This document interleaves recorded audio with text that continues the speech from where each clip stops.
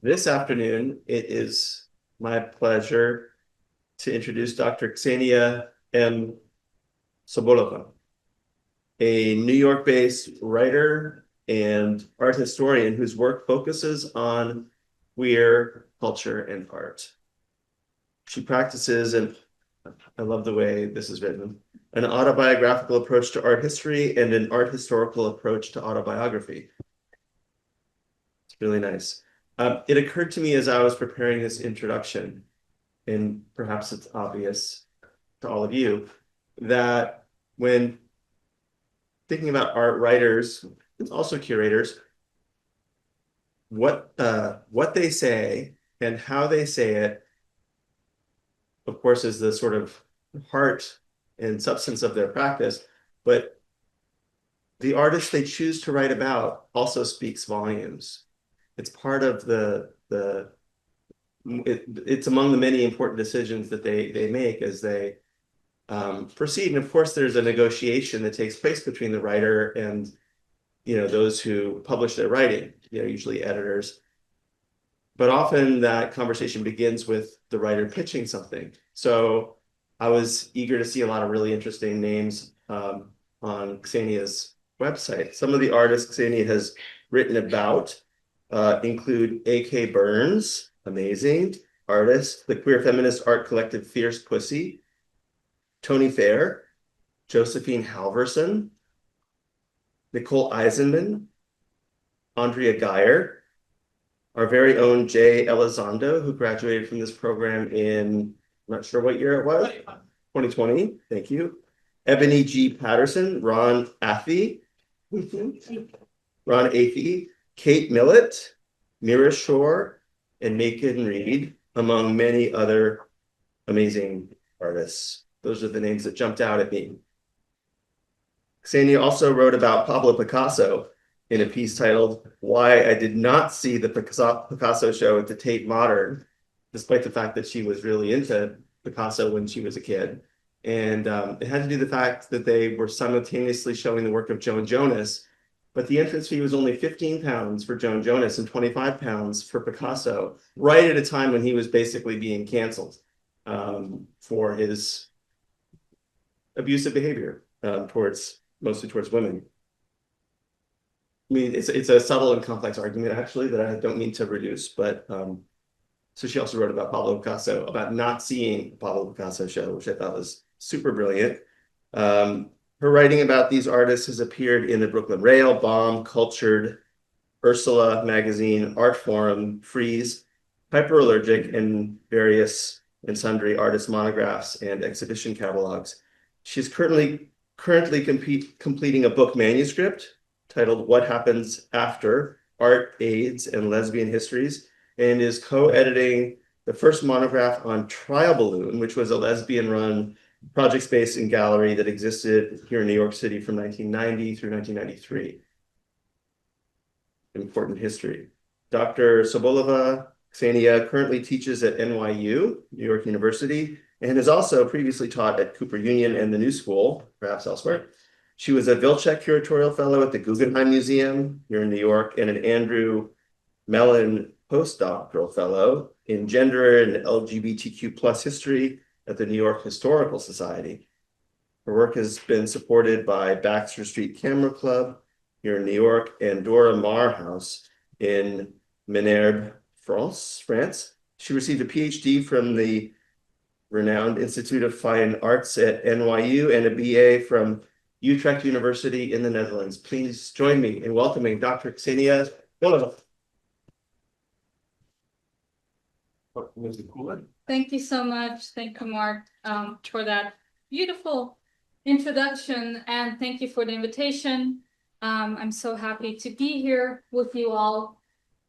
Can everyone hear me okay? I am getting over a cold, but I try to preserve my voice for today.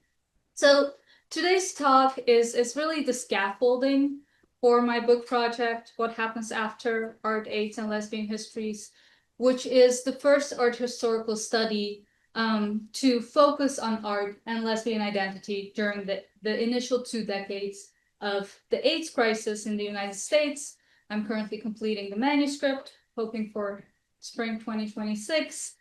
And the book examines the social conditions and creative concerns of lesbian identified artists in a time of collective queer suffering, a time that was marked by mass death, blatant homophobia, and a neglectful government that allowed for the epidemic to escalate. The chapters are structured thematically and contextualize works by lesbian identified artists within a larger art historical framework and socio-political landscape.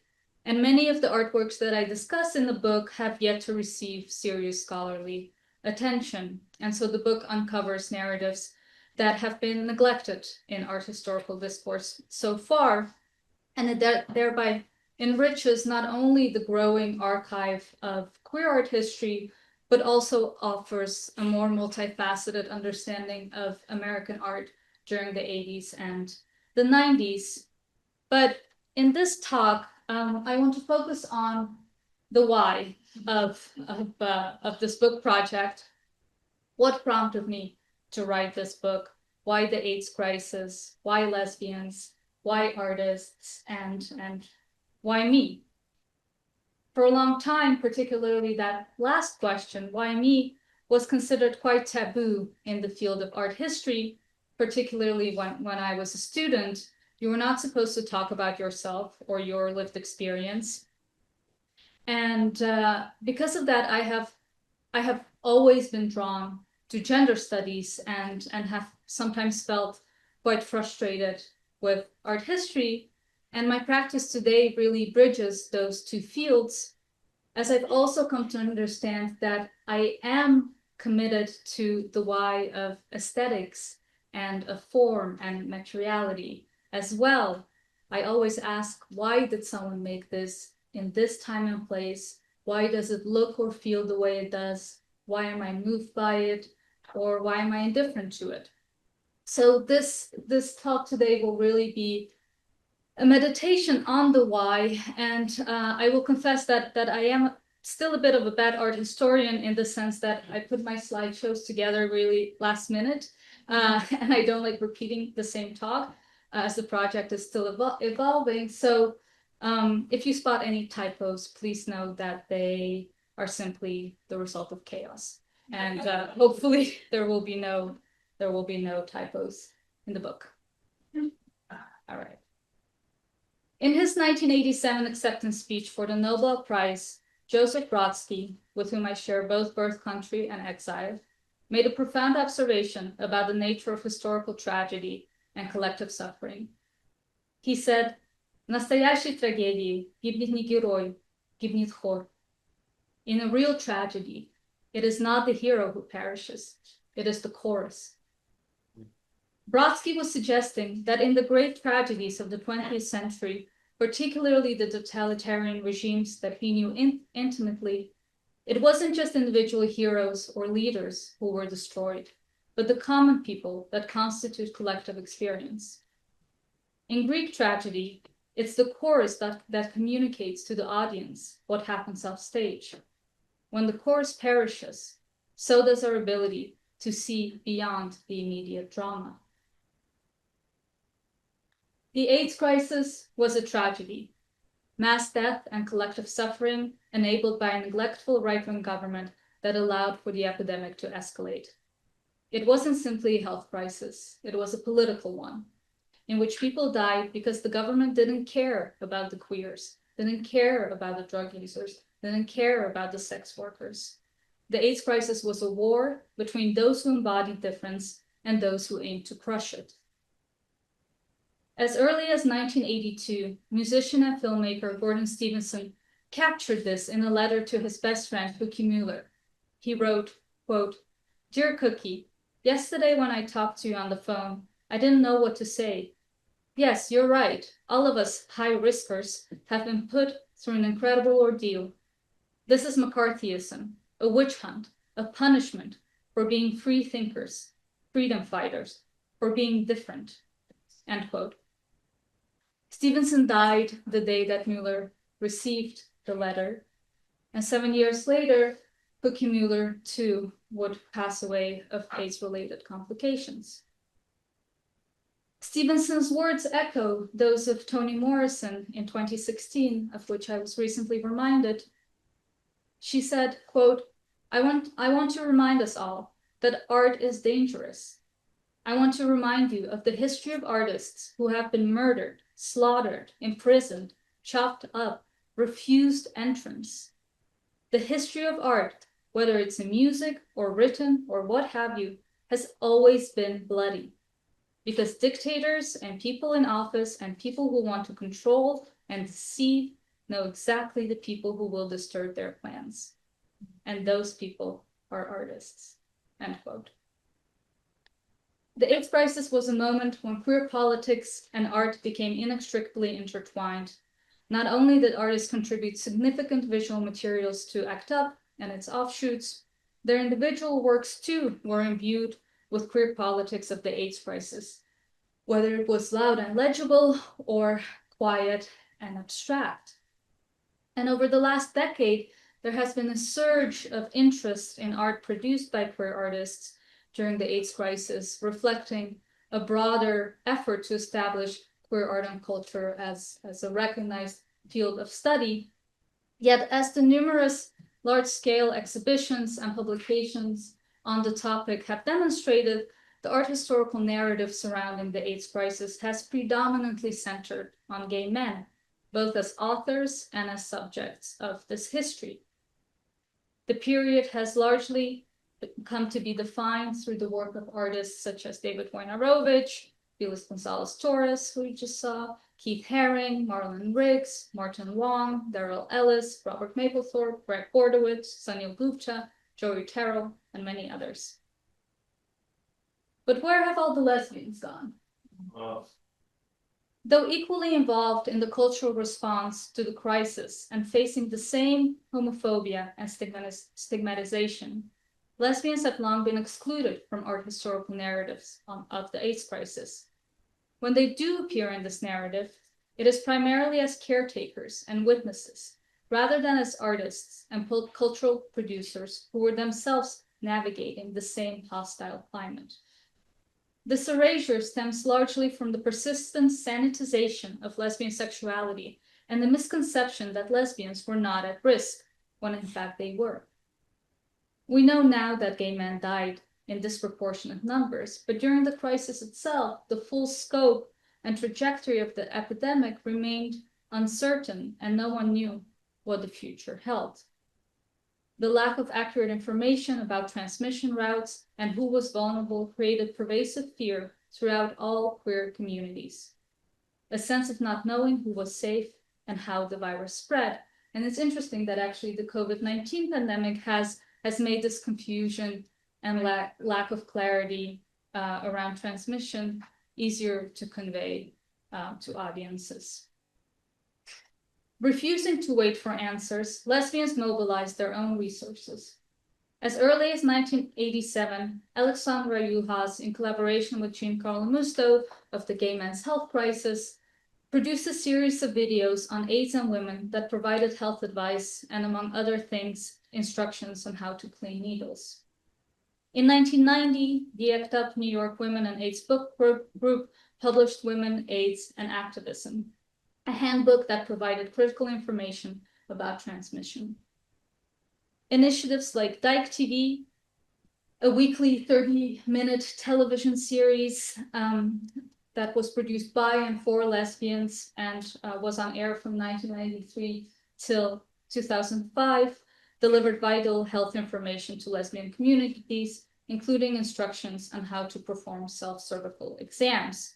And here are co-hosts Lori Weeks and Mary Edwards, and I actually, I have a little clip, if we can play it, and, yes. And it's no worries if not, but just so you can get a sense of it.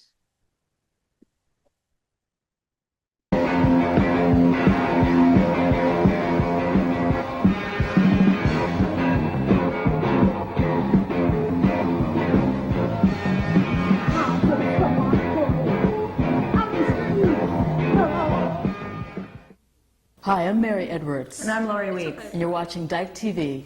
Television to incite, Subvert, organize, and provoke. And now the news.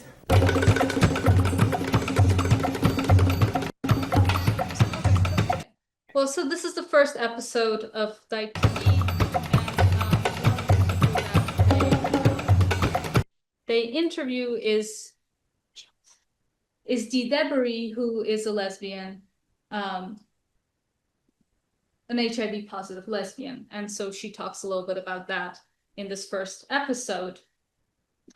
And as British scholar Simon Watney has noted, part of the problem is that the focus has been on risk groups rather than risk practices as transmitting the virus, right? So when you talk about risk groups, those groups are then stigmatized, when really we should be talking about risk practices. While lesbian transmission of HIV through sex was rare if both partners were cis women, lesbians might engage in other risk practices, such as intravenous drug use or sexual activity that involve transmission risk, whether with men, with partners of various gender identities, or through practices like sharing toys without barriers. The notion that lesbians were immune to HIV was a dangerous misconception rooted in the false assumptions that all lesbians were cisgender women who exclusively had sex with other cisgender women. In reality, sexual identity, behavior, and risk don't align quite so neatly.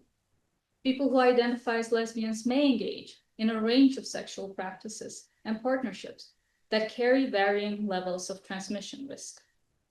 Furthermore, the fixation on HIV infection overlooks all the other ways in which individuals were affected by the AIDS crisis: emotional, economic, social, cultural, and political.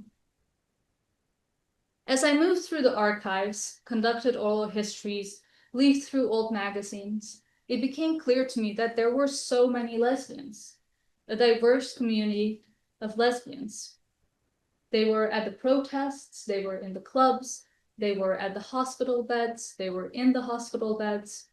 Yet I saw few of the lesbian artists represented in the anthologies and exhibitions on art of the AIDS crisis.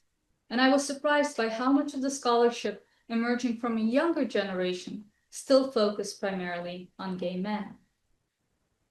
In An Archive of Feelings, Anne Svetkovich examines how trauma has shaped lesbian culture, dedicating an entire chapter to the histories of lesbians involved in ACT UP, which was the AIDS Coalition to Unleash Power. They were founded in 1987.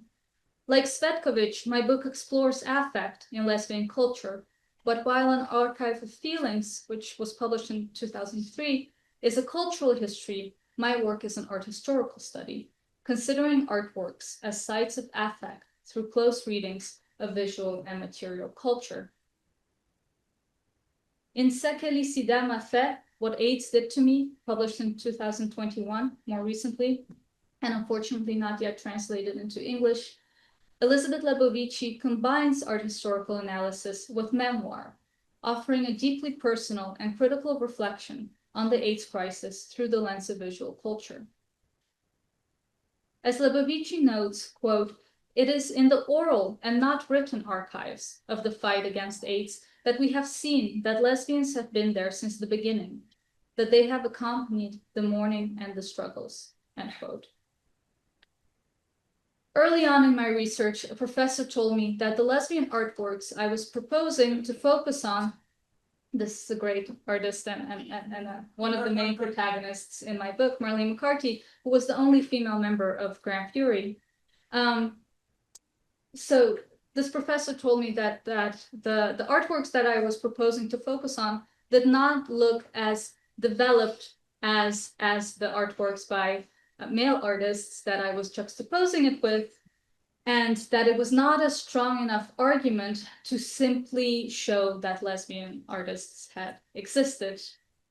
And I think that he must have temporarily blanked on Linda Noplin's very critical feminist argument in her seminal 1971 essay, Why Have There Been No Great Women Artists, which I hope you've all read, which is an essay that exposed how the patriarchal structures that have been put in place to limit women's career opportunities prohibited the kind of development that he would consider successful.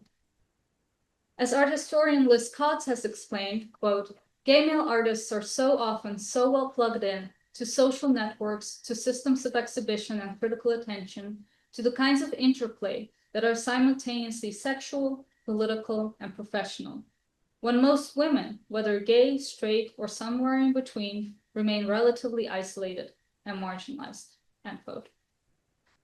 Not only were lesbian artists limited in their career opportunities, but also the lesbian curators and scholars who most likely were to take interest in their work and produce discourse on the work in the form of exhibitions and writings. Lesbians have not held the same number of prominent museum jobs or tenure-track positions in academia, and have therefore not been afforded the same time and money necessary to establish a solid discourse on lesbian history.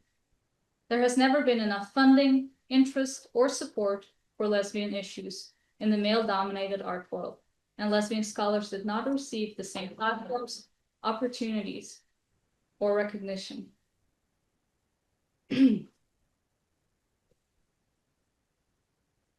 As their male counterparts. Much of what we consider art history today, queer art history today, was shaped by a small cohort of gay male art historians, Whitney Davis, James Saslow, Jonathan Ned Katz, and Jonathan David Katz, Richard Meyer, all of whom are really wonderful scholars, but mainly focus on writing about gay male culture. And with a few notable exceptions, such as Catherine Lord and Elizabeth Lebovici, most lesbian art historians and art critics who were active during the AIDS crisis, such as Jansita Grover and Laura Cottingham, have either retreated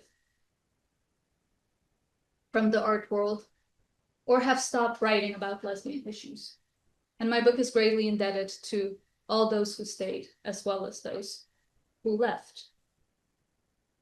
Looking around, I noticed that many of the artists that I was interested in were leading their friends' estates, they were giving oral histories, they were curating exhibitions, or they were advising curators on exhibitions, but very rarely were they the subjects of exhibitions.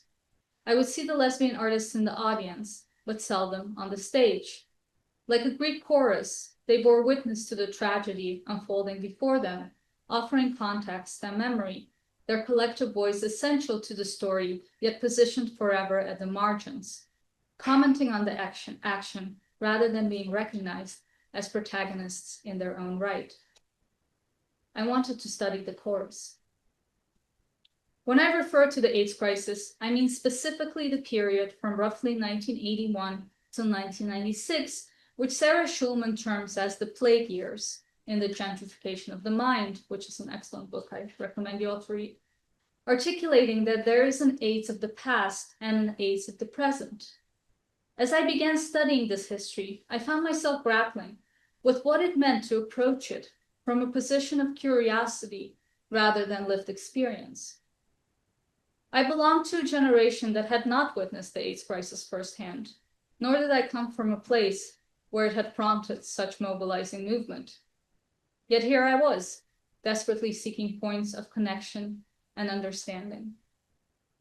Did my temporal displacement and physical remove preclude my capacity to meaningfully engage with different forms of oppression? There's a quote by Linda Nochlin I often turn to when I feel like I'm an imposter creeping through a history that I didn't witness firsthand. Writing on Florian Stettheimer, that enigmatic queer artist, Nochlin asks, quote, must history be conceived as something idealized, distinct, and dead that happened to other people? Or is it something that involves the self? End quote. I never watched my friends drop dead in the numbers that Schulman's generation did, and I do not claim to know what it's like when funerals become routine and memorial invites pile up like unopened mail. But I am well familiar with a government that despises my existence, being rendered inadmissible to my country of birth due to the political nature of my sexual identity. I know what it's like to live in a fractured healthcare system, to have to postpone serious medical procedures for insurance reasons because I cannot afford the kind of care my body needs. I know what it's like to be followed when leaving a bar by a group of angry men who believe that my existence as a lesbian negates their masculinity. I know what it's like to run, to have your heart awkwardly clunk against your chest like glassware that broke inside its packaging.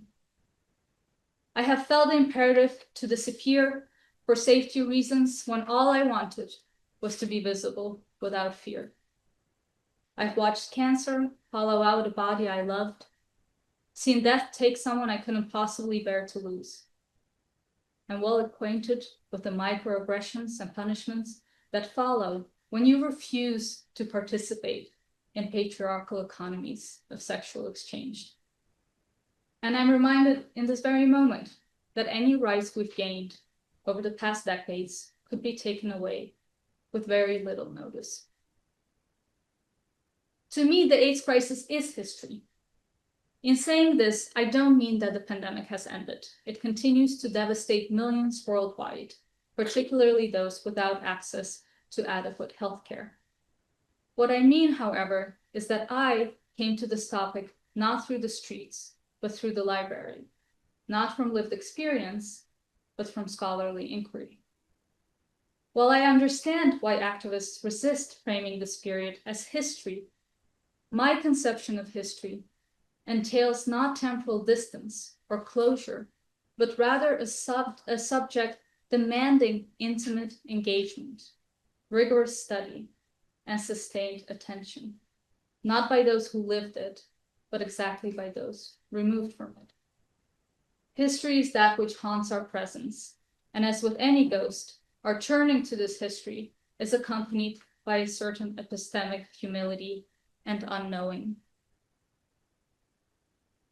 In her tribute essay to her friend Ray Navarro, who passed away in 1990, the filmmaker and activist Catherine Gund asked, quote, "How has the AIDS crisis reshaped the way a whole generation of dykes and fags love and fuck and think and die?"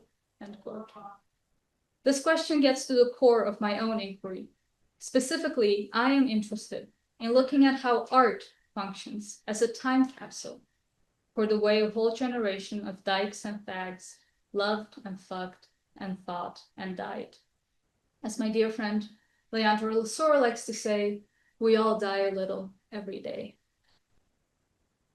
Now, consider these two photographs by Nan Goldin, both taken at the height of the AIDS crisis, and both of artists who she included in her groundbreaking show, Witnesses Against Our Vanishing at Artist Space, which opened on November 16, 1989.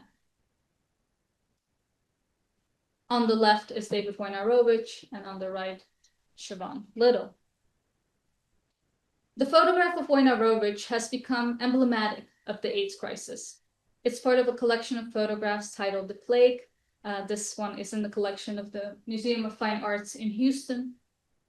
Most immediately, this photograph is a document of an artist who left an extraordinary legacy, his effective articulation of rage against the American government, his poetic synthesis of the personal and political, his prolific artistic output spanning across painting, photography, sculpture, film, and writing.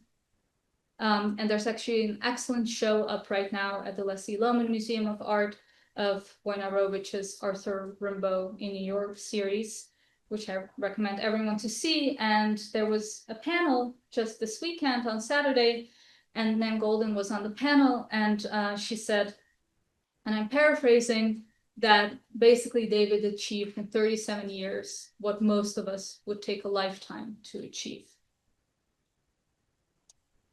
By contrast, Siobhan Little occupies a distinctly different position in the cultural imaginary. While she often appeared in Goldin's photographs of the late 1980s and early 90s, the two were romantically involved during those years, few are familiar with Little's own artistic practice, and it remains largely occluded from art historical discourse. Originally from the UK, Little moved to New York City in 1987 and began a relationship with Goldin. The refusal to disappear, expressed in Goldin's exhibition title, Witnesses Against Our Vanishing, manifests itself in many of Little's early sculptures. And this is an installation view of an exhibition that I curated at Candace Mady Gallery in 2022. The frame drawing is by Linda Madelon, and then the bronze sculptures are by Siobhan. And let's see, yeah. And so basically these were executed first in plaster and then in bronze, and they were casts of spaces in between bodies that were giving shape to something that was otherwise intangible, right? So a palpable absence. Here are some more close-ups of the work. And then I included a vitrine with archival materials, both of Linda and Siobhan. And that included these two photographs of Siobhan's friends, Molly and Polly. And so here you can see how she made the sculptures. So she was casting, the white stuff is the plaster. And so she would cast the spaces where their bodies weren't touching, and then make a bronze plaster of those spaces. Really beautiful. Little's first solo exhibition took place in fall 1992 at Trial Balloon, an alternative gallery and project space run by the British-born artist Nicola Tyson in her Soho studio loft in Manhattan from 1991 till 1993. The gallery exclusively showed women artists with a particular focus on lesbians, and helped launch the careers of now renowned artists such as Nicole Eisenman, Josephine Pride, Ellen Cantor, Tyson herself, and Little. And as Mark said, I am currently co-editing, together with Svetlana Kito, the first monograph on Trial Balloon, which will be published by Karma Gallery Press. At Trial Balloon, Siobhan Little exhibited watercolors, drawings, and as the press release reads, quote, delicate sculptural elements fabricated from found materials combined with gently manipulated clay, papier-mâché, and plaster, end quote. Abstraction formed the counterpoint to the objectification Little felt by the over-representation of her body in Golden's photographs. And this is a body of work that she made more recently in 2017, in which she's responding to Golden's photographs by fragmenting and recontextualizing them within geometric shapes cut from colored paper, and overlaying Golden's photographs with those abstract compositions that kind of slice through the original photographic image. Much of Little's work during the AIDS crisis centered around sculpture made from humble materials such as paper and thread. Engaged in an ongoing negotiation with impermanence, Little's work was often ephemeral, investigating the subtle passing of time through the fleeting qualities of light. And this is a work that was included in the 1995 Whitney Biennial.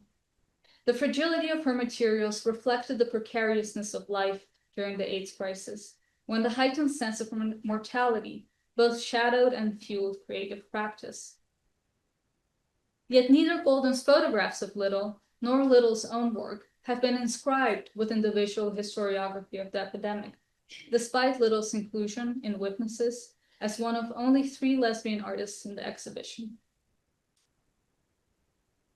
The disparity between these photographs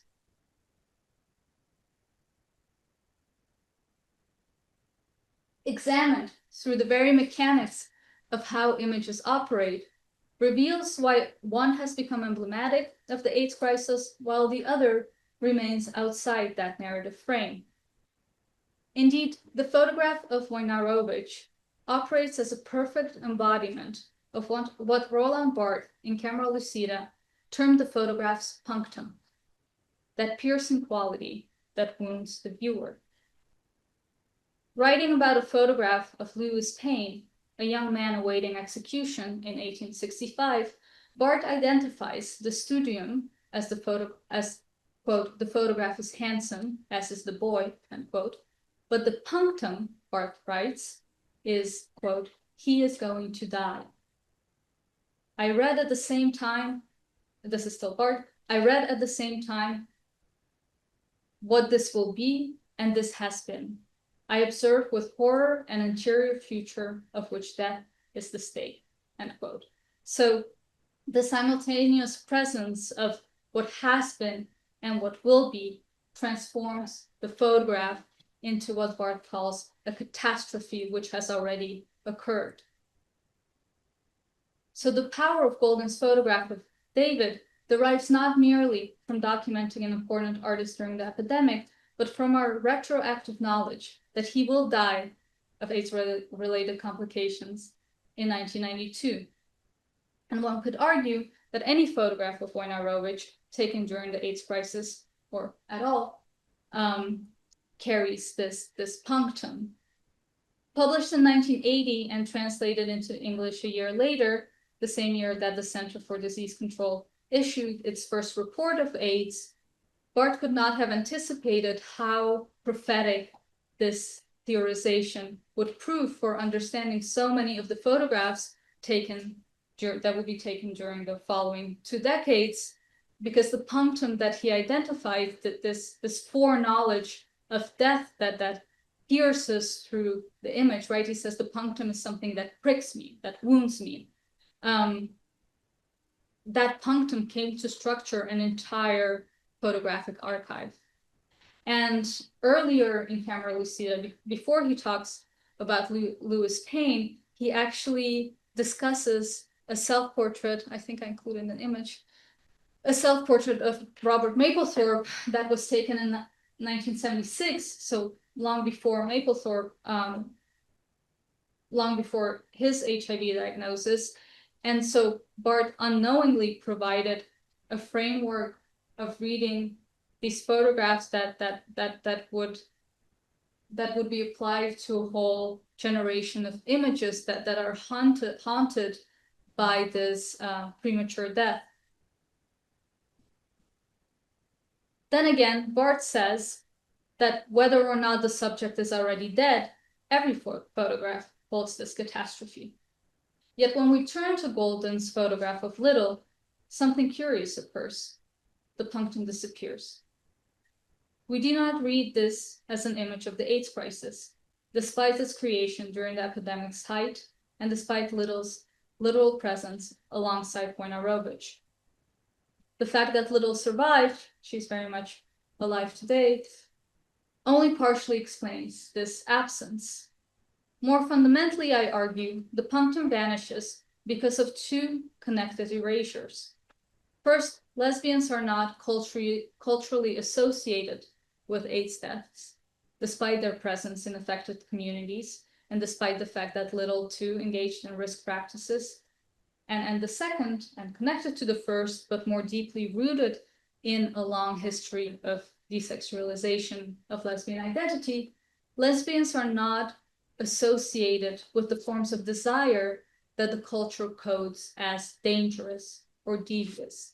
The desire for risky sex, the desire for transgressive pleasures, the desire for illegal substances. So what I'm suggesting is that the cultural imagination doesn't see potential death in photographs of lesbians because it does not see desire. And the absence of perceived mortality is directly connected to the absence of perceived desire. And as Amber Hollybaugh and Cherry Moraga argued in their seminal essay written in 1981, What We're Rolling Around in Bed With, mainstream sexual discourse and fellow-centric culture has difficulty conceiving of lesbian sexuality as sexuality at all, reducing it instead to a political statement or emotional preference devoid of sex. And it was precisely this sanitization that various artists during the AIDS crisis sought to counter through their photographic practices. And this includes Lola Flash, who appears on the very right as one half of the lesbian kissing couple in Brent Fury's iconic 1989 Kissing Doesn't Kill bus campaign. And Flash developed a distinctive visual strategy to document lesbian desire while protecting individual privacy. Their partner in the Grand Fury poster and in life at the time was Julie Tolentino, who you see in the poster, who would go on to found the Clit Club in July 1990. And Clit Club was a space where a wide spectrum of desire played out. It was a space that refused gender policing, with the only rule being that no cisgender men were allowed unless they were accompanied by women. And what my research has revealed is how gender expansive lesbian identity was long before the proliferation of queer as a category. Lesbian always came in many genders and still does. Flash turned to cross-color processing, a technique that produces unexpected color shifts and heightened contrasts that render the body simultaneously visible and illegible. These photos were projected, and as you know, many of Nan Goldin's photos were also projected in nightclubs. That's how they were first exhibited. And this was the same for Flash. So these were projected during nights at the Clit Club. And so the people that were in the photographs were also the people on the dance floor. And the cross-color processing created what Flash calls a protective visibility, allowing individuals both to be documented in the movement without being outed if they didn't want to be out or couldn't afford to be out.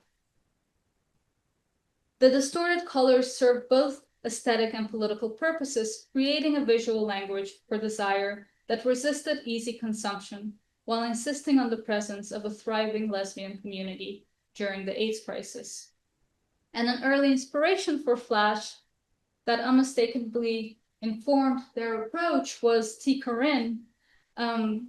Corinne's solarized and kaleidoscopic views also deliberately abstracted lesbian bodies to prevent their objectification by the male gaze. And Corinne's landscape body compositions have been dismissed by some critics as essentialist, perpetuating what seems like an outdated equation between women and nature, a move that was radical in the 1970s, but appears retrograde from a contemporary perspective, though I would argue that something can be radical and retrograde at the same time. But also I propose a different reading. I think that Corinne's situating of the lesbian body within landscape as part of the landscape functions as a deliberate displacement of sexuality from the realm of culture and its regulatory mechanisms. So a positioning of desire quite literally outside of cultural frameworks. Here's a fun shot from the archives in Portland, Oregon, or maybe not in Portland, in Oregon, which a dear friend of mine recently sent me, who visited the archive. Corinne's work gained particular significance during the sex wars of the early 1980s, when feminist communities fractured over pornography. While anti-pornography feminists like Catherine McKinnon and Andrea Dworkin argued that any erotic imagery of women contributed to patriarchal oppression, pro-sex feminists, most of them lesbians, insisted on the importance of sexually explicit imagery as a vehicle for women to reclaim sexual pleasure. And these debates laid really crucial groundwork for theorizations of sex positivity, of safe sex practices, and the dismantling of sexual stigma that would become absolutely vital during the AIDS crisis. And as Heather Love reflects, quote, following debates about porn, SM, and butch femme was my way at the time of gaining access to some concerns which in retrospect seem very clear that I had not been able to access in my feminist education up to that point. Sexual stigma, gender transgression, eroticism, and power, end quote. And Heather Love, as I'm sure many of you know, is an incredible queer scholar who wrote an archive, who wrote Feeling Backwards, which was really fundamental to my research as well. Many of these concerns materialized through photography and performed crucial cultural work in dismantling the misconception that lesbian identity was tied to fixed notions of womanhood. The founding of the Lesbian Erotica magazine on our backs in 1984 marked a watershed moment, providing an essential outlet for sex-positive lesbians whose work was censored elsewhere. The magazine adopted an explicitly pro-pornography position, which was a direct challenge to the feminist publication Off Our Backs, and catered to an audience desperate for such imagery. Alongside earlier publications like Coming to Power and The Blatant Image, these platforms created space for radical visual articulations of lesbian desire. And many of these images were later collected in Susie Bright and Jill Posner's Nothing But the Girl, the Blatant Lesbian Image, published in 1986. And if you can get your hands on this book, I highly recommend it. And a lot of the images that I'm showing today are in that book. Together, they visualized what Monique Wittig had theorized in her 1978 lecture, The Strained Mind, later published as an essay. Wittig argued that, quote, lesbians are not women, for woman has meaning only in heterosexual systems of thought and heterosexual economic systems, end quote. So Wittig's radical detachment of sexual identity from gender proved really foundational for theory, and theorists, including Judith Butler, acknowledged that Wittig, quote, opened up a sense of the world that had been quite literally unimaginable. She tore us apart, end quote. That was Judith Butler. What has been tragically overlooked is how these conversations around pornography, sexual stigma, gender transgression, eroticism, and power, promiscuity, and safe sex practices that had been initiated by lesbians during the sex wars directly informed AIDS activism. Douglas Crimp acknowledges this debt in How to Have Promiscuity in an Epidemic, crediting lesbian activist Cindy Patton, whose Sex and Germs was the first book to map the social and political consequences of AIDS for the queer community. So the AIDS crisis coincided with an unprecedented surge of lesbian artists centering the body and centering desire and centering sexuality in their work. And this convergence, I argue, was no accident. During the AIDS crisis, the refusal to stop fucking was a form of political resistance. Visualizing queer desire became an act of survival. And of course, gay male artists like Wojnarowicz and Mapplethorpe similarly produced sexually explicit imagery that confronted the crisis. For these artists, the specter of death did not negate desire. Rather, death and desire emerged as intertwined rather than oppositional forces. And this entanglement has been extensively theorized in queer scholarship, as I'm sure some of you know, most notably in Lee Edelman's No Future, which explores the relationship between queer desire and the death drive. But lesbians too understood this imperative. Their articulations of desire cannot be viewed as separate from the epidemic, but need to be viewed as integral to it. These images weren't created despite the crisis, but because of it. The documentation of lesbian sexuality against the backdrop of mass death became urgent precisely because the government was not just killing people, but erasing the memory of how those people loved and fucked and lived. Locating life amidst death has always been my core pursuit as an art historian. While this framework proves particularly resonant for the subject matter of this book, I believe it to be intrinsic to the discipline of art history itself. The suggestion that every artwork functions as a form of vanitas, a memento mori that contemplates mortality and transience, has been articulated by numerous art historians, philosophers, cultural critics, and I align myself with this perspective. Every work of art inherently acknowledges the inevitable death of the artist. The work will outlive its maker. As Michael Ann Hawley observes in her exceptional essay, The Melancholy Art, the history of art invites melancholy to come along in a distinctly concrete way. The works of art with which art historians traffic come from worlds long gone, and our duty is to care for these waves and strays and to respond to the life still left within them. That last sentence was a quote from Holly. While Holly's reference to worlds long gone likely reflects art history's traditional focus on historical periods, given that serious study of contemporary art and living artists is a relatively recent development in scholarship. People were always surprised when I was a PhD student that I was writing about artists that were still alive. We need not limit Holly's phrasing to temporal distance alone.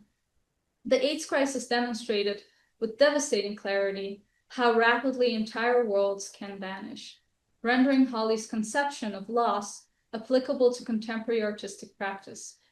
In this sense, the worlds long gone that define art historical melancholy may be as much about social, cultural, and political rupture as they are about chronological distance.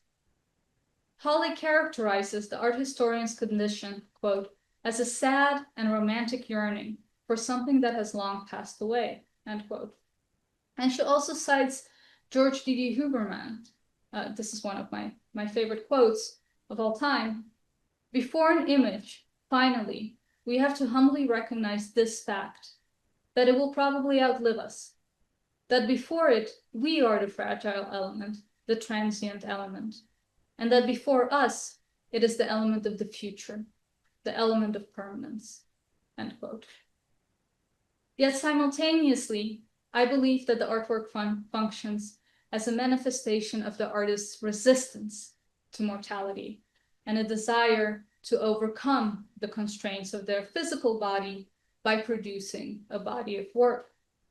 We look at a work of art and we say not, what's that, right? So often we say, who's that? And when we say, that's a Louise Bourgeois, instead of that's an artwork by Louise Bourgeois, we're acknowledging that the artist lives on through their work, even after physical death. So every artwork embodies this fundamental paradox. It both confirms and denies the mortality of its maker. It asserts death and life.